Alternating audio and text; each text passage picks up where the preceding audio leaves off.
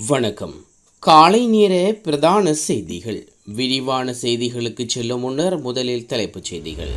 ராயபக்சாக்களின் 13 வருட அமைதிக்கான காரணம் அம்பலப்படுத்திய அமைச்சர். இலங்கையர்களுக்கு அதிக வேலைவாய்ப்பு வெளிவந்த மகிழ்ச்சி செய்தி.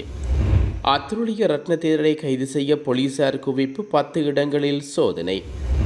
மன்னார் இளம் குடும்ப பெண் சிந்தியா மரணம் தொடர்பில் 3 கைது. அதிகரிக்கும் இறக்குமதி, பொருளாதார நிபுணர்கள் எச்சரிக்கை. மன்னார் மாவட்ட பொது வைத்தியசாலையில் சிகிச்சைகளுக்காக அனுமதிக்கப்பட்ட நிலையில் உயிரிழந்த மரியராஜ் சிந்துயா என்ற குடும்ப பெண் மரணத்துடன் தொடர்பட்டதாக பணி நீக்கம் செய்யப்பட்ட வைத்தியர் ஒருவர் உள்ளடங்களாக 5 3 பேர் கைது செய்யப்பட்டுள்ளனர்.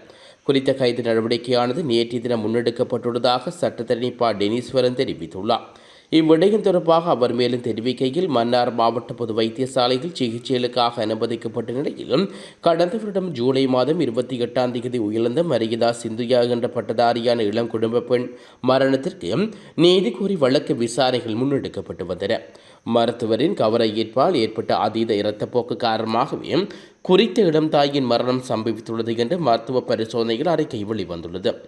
இந்த நிலையில் கடமையில் இருந்த வைத்தியர் உள்ளடங்களாக 2 தாதை உத்தியோகத்தர்கள் மற்றும் 2 குடும்ப நல உத்தியோகத்தர்கள் உள்ளடங்காக குறித்த 5 பணியிடை நீக்கம் செய்யப்பட்ட நிலையில் விசாரணைகள் முன்னெடுக்கப்பட்டு வந்தன.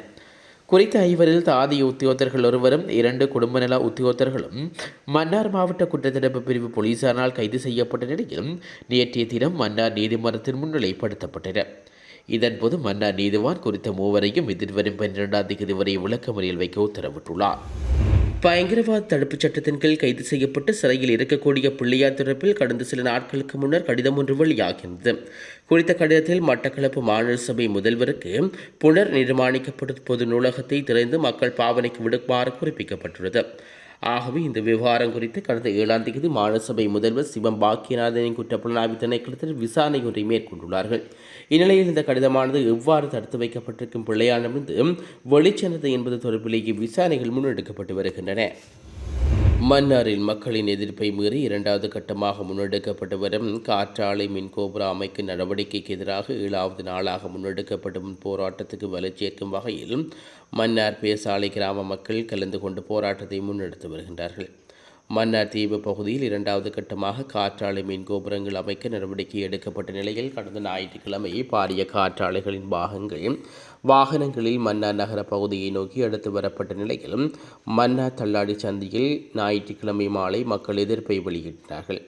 மேலும் காற்றாலை கோபுரங்கள் அமைந்ததன் காரணமாக மேற்கொள்ளப்பட்ட ஆபத்து நடவடிக்கைகளில் அண்மையில் ஏற்பட்ட மழை காரணமாக பேசாலை கிராமம் மற்றும் அதை அண்டிய பகுதிகளில் பாரிய வெள்ள நீர் தேங்கிய நிலையில் அவற்றை கடலுக்கு செலுத்த தாம் பல்வேறு அசௌகரியங்களை முகம் கொடுத்ததாகவும் அந்த பகுதி மக்கள் தெரிவித்துள்ளனர். மன்னார் தீவு பகுதியில் மேற்கொள்ளப்பட்டு வரும் கனிய மணல் அகழ்வுக்கு நாங்கள் ஒருபோதும் அனுமதி வழங்க மாட்டோம் எனவும் மன்னார் தீவை அழிவு பாதைக்கு கொண்டு செல்வது குறித்து 2 திட்டங்களையும் நிறுத்த ஜனாதிபதி துரித நடவடிக்கைகளை முன்னெடுக்க வேண்டும் எனவும் போராட்டத்தில் ஈடுபட்ட மக்கள் தெரிவித்தனர். போராட்டத்தில் ஈடுபட்ட மன்னார் மக்கள் நகர சுற்றுவட்டத்திலிருந்து பதாதைகளை ஏந்தியவாறு மாவட்ட செயலக பிரதான வீதியூடாக சென்று மீண்டும் நகர சுற்றுவட்ட பாதையை சென்றடைந்த பின்னர் நகர சுற்றுவட்ட பகுதியில் தமது போராட்டத்தை தொடர்ந்து முன்னெடுத்து வந்தனர். நாட்டில் இறக்குமதி கடந்த 6 மாதங்களில் பாரிய அதிகரிப்பை பதிவு செய்துள்ள நிலையில் குறித்த அதிகரிப்பை எதிர்கால பொருளாதார தன்மைக்கு பாதிப்பை ஏற்படுத்தும் சாத்தியங்கள் காணப்படுவதாக பொருளாதார நிபுணர்கள் சுட்டிக்காட்டியுள்ளார்கள். அத்தோடு பொருளாதார நெருக்கடியிலிருந்து மீண்டு கொண்டிருக்கும் நாட்டை எதிர்காலத்தில் சுமையாக மாறும் சூழ்நிலை உருவாகலாம் என்றும் அவர் எச்சரிக்கை விடுவித்துள்ளார். 2025ஆம் ஆண்டில் முதல் 6 மாதங்களில் இலங்கை இறக்குமதி செலவு குறிப்பிடத்தக்க அதிகரிப்பை காட்டியுள்ளது. மத்திய வங்கி வெளியிட்டுள்ள தரவுகளின்படி ஜனவரி முதல் ஜூன் 2025 வரையிலான காலப்பகுதியில் மொத்தம் இறக்குமதி செலவு 9.8 பில்லியன் அமெரிக்க டாலர்களாக அதிகரித்துள்ளது. இது 2024 இதே காலகட்டத்துடன் ஒப்பிடும்போது 12.4% வளர்ச்சியாகும். ஜனவரி தொடக்கம் ஜூன் 2024 வரையிலான காலப்பகுதியில் மொத்த இறக்குமதி செலவு 8.7 பில்லியன் அமெரிக்க டாலர்களாக இருந்துள்ளது. மேலும் 2025 பதிவு செய்யப்பட்ட இந்த வளர்ச்சி நாட்டில் பொருளாதார நடவடிக்கையில் ஏற்பட்ட மாற்றங்களை பிரதிபலிக்கிறது. இந்த வளர்ச்சியை பாதித்த முக்கிய காரணிகளில் ஒன்று வாகன இறக்குமதி செலவினங்களுக்கு ஏற்பட்ட அதிகரிப்பு ஆகும். 2025ஆம் ஆண்டில் முதல் 6 மாதங்களில் வாகன இறக்குமதி செலவு 475 பில்லியன் அமெரிக்க டாலர்களாக அதிகரித்துள்ளது. முந்தைய ஆண்டை விட வாகன இறக்குமதிக்கு அதிக பணம் செலவிடப்பட்டுள்ளதை இது காட்டுகிறது. மேலும் மத்திய வங்கியின் கூற்றுப்படியும் 2025 ஜூலை மாதத்தில் பதிவு செய்யப்பட்ட இறக்குமதி செலவு 1.7 பில்லியன் அமெரிக்க டாலர்களாகும்.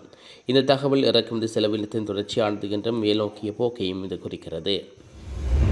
ஆசியாவின் பெரிய நாடான இந்தியாவும் இலங்கையின் மகாவசத்தை பயன்படுத்திய தங்களின் வரலாற்றை நிறுவியதாக கொட்டப்பெட்டிய ரகுலதேத தெரிவித்துள்ளார். பௌர்ணமி தினத்தை முன்னிட்டு நடத்திய பேராதனையின் போதே அவர் இவ்வாறு தெரிவித்துள்ளார். அவர் இது தொடர்பில் மேலும் தெரிவிக்கையில், நாம் பொருளாதார கஷ்டத்தில் தான் இருக்கிறோம். நமக்கு நிவாரணம் தேவைதான். அதற்காக நமது இறமைக்கு பங்கம் ஏற்படுத்த முடியாது. உலகில் சர்வதிகார சக்திகளை கை நகர்த்தலுக்கு அமைச்சு ஏற்பட முடியாது. எவ்வளவு கஷ்டம் வந்தாலும் இலங்கையை பௌத்த நாடு என்ற தன்மையை பங்கம் ஏற்படுத்த முனையக்கூடாது. இலங்கை பௌத்த பேக்கிகளில் வாயடிக்கப்பட்டுள்ளது என்று யாரும் பேசுவதில்லை, ஏனென்று தெரிவதில்லை. முன்னர் சிறு சிறு காரணத்துக்காக செய்தியாளர் மாநாடுகளை நடத்துவோர் எங்கே? அந்த பேச்சாளர்கள் எங்கு போனார்கள்? நீங்கள் ஆயத்தமாக வேண்டிய காலம் நெருங்கிவிட்டது. விழிப்புணர்வு கொள்ளுங்கள். எமது நாட்டை காப்பாற்ற முன்வாருங்கள். எமது கல்வி சீர்திருத்தங்களில் வரலாற்று பாடம் விருப்பத்துக்குரிய பாடமாக்கப்பட்டுள்ளது. மகாவம்சம், துய்யவம்சம், தீபவம்சம் இவைதான் நமது வரலாறுகள். அறகலைய போராட்டத்தில் பௌத்தவாதம் வலுவிழக்கப்பட்டு விட்டது என்று கூறியுள்ளார். ஆனால் அதற்கான வேலைகள் நடப்பதாக இப்போதுதான் தெரிகிறது. வரலாறு என்பது அரசர்கள் மற்றும் பௌத்த பிக்குகள் நாட்டுக்கு செய்த பெரும் பாக்கியங்களாகும். இவை அறிந்து கொள்ளாமல் எவ்வாறு நாட்டில் உயிர் வாழ முடியும் என்று தெரிவித்துள்ளார். முன்னாள் நாடாளுமன்ற உறுப்பினர் ஆத்துலிய ரத்னதேரரை கொழும்பு குற்றத்தடுப்பு அதிகாரிகள் தற்போது தேடி வருகின்றார்கள். கொழும்பு மற்றும் அதனை சுற்றியுள்ள 10 இடங்களில் சோதனை செய்யப்பட்டுள்ளதாக தெரிவிக்கப்படுகிறது. அதில் பல விகாரைகள் மற்றும் வீடுகள் அடங்கும் என்றும் சிரேஷ்ட போலீஸ் அதிகாரி ஒருவர் தெரிவித்துள்ளார். தேடப்பட்ட இடங்களில் தேர்தல்கள் வருவதற்கான எந்த தகவலும் இல்லாததால் அவர் நாட்டை விட்டு தப்பிச் செல்வதை தடுக்க சிறப்பு பாதுகாப்பு ஏற்பாடுகள் முன்னெடுக்கப்பட்டுள்ளன. தேர்தல்கள் தென் மாநிலத்தில் உள்ள பல விகாரைகளிலும் பல அடுக்குமாடி குடியிருப்புகளிலும் பல வீடுகளிலும் மறைந்திருக்க அதிக வாய்ப்புள்ளதால் கொழும்பு குற்றப்பிரிவு அதிகாரிகள் தற்போது அந்த இடங்களையும் கண்காணித்து வருகின்றார்கள். 2020 ஆண்டு தேசிய பட்டியல் நாடாளுமன்ற உறுப்பினர் பதவியை பெற்றமைக்காக ஆபிஜன பல கட்சியின் பொதுச் செயலாளர் வேதிகமை விமலதிச தேர்தலை கடத்தியும் அவரை அச்சுறுத்தியமை தொடர்பில் ஆத்துலிய ரத்ன தேர்தல் கைது செய்யப்பட உள்ளார். கடந்த காலங்களில் தடைப்பட்ட இந்த விசாரணை கொழும்பு குற்றப்பிரிவின் புதிய இயக்குநராக மூத்த போலீஸ் கண்காணிப்பாளர் இந்திக்க லோக்கொடி நியமிக்கப்பட்ட பின்னர் மீண்டும் ஆரம்பிக்கப்பட்டுள்ளமை குறிப்பிடத்தக்கது. ஒரு செயற்கைக்கோள் எவ்வளவு அதிக வருமானத்தை ஈட்டியிருந்தால் ராயபக்சக்கள் கடந்த 13 ஆண்டுகளாக அமைதியாக இருந்திருப்பார்கள் என அமைச்சர் நலிந்த ஜேதிச கேள்வி எழுப்பியுள்ளார். 2012 ஆண்டு முன்னாள் ஜனாதிபதி மஹிந்த ராயபக்ச ஆட்சியில் இருந்தபோது அவரது மகன் யோசித ராயபக்சவின் பங்கு பெற்றுடன் சுப்ரீம் செட் செயற்கைக்கோள் ஏவப்பட்டது. இந்த வாரம் இடம்பெற்ற நாடாளுமன்ற அமர்வில் இந்த விவகாரம் பேசுபொருளாக மாறியிருந்தது. நாடாளுமன்ற உறுப்பினர் டி வி சாணக் எழுப்பிய கேள்விக்கு பிரதமர் ஹரணி அமரசூரிய சுப்ரீம் சாட் செயற்கைக்கோளிலிருந்து கிடைக்கும் வருமானத்தை வெளிப்படுத்தினார். இருப்பினும் பிரதமரின் கூற்றை மறுத்த அமைச்சர் வவரசந்த சமரசிங்க முதலீட்டு வாரியம் தவறான தகவல்களை வழங்கியதாகவும் உண்மையில் குறித்த செயற்கைக்கோளை காணவில்லை எனவும் கூறியிருந்தார். இதற்கு பதிலளிக்கும் விதமாக தங்களது செயற்கைக்கோள் 87.5 பாகை கிழக்கு சுற்றுப்பாதையில் உள்ளது என்பதை சுப்ரீம் செட் நிறுவனம் உறுதிப்படுத்தியது. இந்நிலையில் ராயபக்சாக்கள் தங்களுக்கு நன்மை இல்லாமல் நாட்டுக்கு நன்மை செய்வார்கள் என்று நீங்கள் நினைக்கிறீர்களா என அமைச்சர் நலிந்த தேசிச கேள்வி எழுப்பியுள்ளார். இது தொடர்பான விசாரணைகள் நடைபெற்று வருவதாகவும் அவை முடிவுக்கு வந்தவுடன் என்ன நடந்தது என்பதை நாம் விவாதிக்கலாம் என்றும் அவர் கூறியுள்ளார். ஆட்சியை பிடிப்பதற்குரிய வேலை திட்டத்தை ஸ்ரீலங்கா பொதுஜன பெரமுன கட்சி முன்னெடுத்து வருகிறது என்று முன்னாள் ராஜாங்க அமைச்சர் ஜனக வக்கம்புர தெரிவித்துள்ளார். இது தொடர்பில் ஊடகங்களிடம் அவர் மேலும் கூறியதாவது, கடந்த ஜனாதிபதி தேர்தலின் போது ரணில் விக்ரமசிங்காவுக்கு ஆதரவளித்தவர்களில் 95% நாமல் ராயபக்சாவுக்கு ஆதரவளிக்க மீண்டும் கட்சிக்கு திரும்பியுள்ளார்கள். உள்ளூராட்சி சபை தேர்தலில் ஸ்ரீலங்கா பொதுஜன கட்சி வெற்றி பெற்ற தொகுதிகளுக்கு நாமல் ராயபக்ச தற்போது நேரடி விஜயம் மேற்கொண்டு சந்திப்புகளை நடத்தி வருகிறார். கட்சியை பலப்படுத்தி ஆட்சியை பிடிப்பதற்குரிய வேலை திட்டம் முன்னெடுக்கப்படுகிறது என்றும் குறிப்பிட்டுள்ளார். ஸ்ரீலங்கா பொதுஜன முன்னணியிலிருந்து பிரிந்து சென்றவர்கள் வெகு விரைவில் மீண்டும் கட்சியில் ஒன்றிணைவார்கள் என கட்சியின் பிரதான பதவிகளில் மறுசீரமைக்கப்படும் எனவும் 2029 ஆண்டு நாமல் ராயபக்சவின் தலைமையில் நாங்களே ஆட்சியை கைப்பற்றுவோம் என ஸ்ரீலங்கா பொதுஜன பெரமுனவின் ஊடக பேச்சாளர் சஞ்சீவ எதிரிமன் தெரிவித்துள்ளார். சமகால அரசியல் நிலவரம் குறித்து ஊடகங்களுக்கு கருத்து பொழுது அவர் இந்த விடயத்தை குறிப்பிட்டுள்ளார்.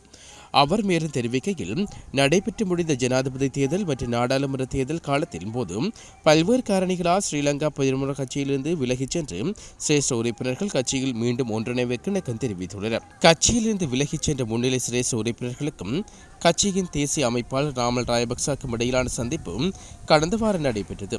இச்சந்திப்பில் பல்வேறு விடயங்கள் குறித்து விரிவாக பேசப்பட்டது. ஸ்ரீலங்கா பொதுஜன பெரமுனையிலிருந்து பிரிந்து சென்றவர்கள் வெகு விரைவில் மீண்டும் கட்சியில் ஒன்றிணைவார்கள். கட்சியின் பிரதான பதவிகள் மறுசீரமைக்கப்படும். நாடாளுமன்ற உறுப்பினர் நாமல் ராயபக்சவை நெருக்கடிக்குள்ளாக்கும் வகையிலும் இந்த அரசு செயற்படுகிறது. 2029 ஆண்டு நாமல் ராயபக்சவின் தலைமையிலும் ஸ்ரீலங்கா பொதுஜன பெரமுனவை ஆட்சி அதிகாரத்தை கைப்பற்றும் அதற்கான நடவடிக்கைகளை தற்போது மேற்கொள்வோம் எனவும் கூறியுள்ளார். ஜப்பான், தென்கொரியா மற்றும் இஸ்ரேல் ஆகிய நாடுகளில் இலங்கையர்களுக்கு அதிக வேலைவாய்ப்புகளை வழங்க நடவடிக்கை எடுக்கப்பட்டு வருவதாக வெளிநாட்டு வேலைவாய்ப்பு பிரதி அமைச்சர் அருண் ஹேமச்சந்திர தெரிவித்துள்ளார். பத்திரமுலையில் நடந்த வெளிநாட்டு வேலைவாய்ப்பு பணியகத்தின் நிகழ்வொன்றில் கலந்து கொண்டு கருத்து தெரிவிக்கும் போதே அவர் மேற்கண்டவாறு குறிப்பிட்டுள்ளார். அரசாங்கத்தின் பல்வேறு துறைகளில் அரசியல் தலையீடுகள் இல்லாததைக் கண்டு வளர்ந்த நாடுகள் ஈர்க்கப்பட்டு வருவதாகவும் அவர் இதன்போது கூறியுள்ளார். இதனால் குறித்த நாடுகள் இலங்கை தொழிலாளர்களுக்கு புதிய வேலை வாய்ப்புகளை ஏற்படுத்த முனைவதாகவும் அவர் மேலும் சுட்டிக்காட்டியுள்ளார்.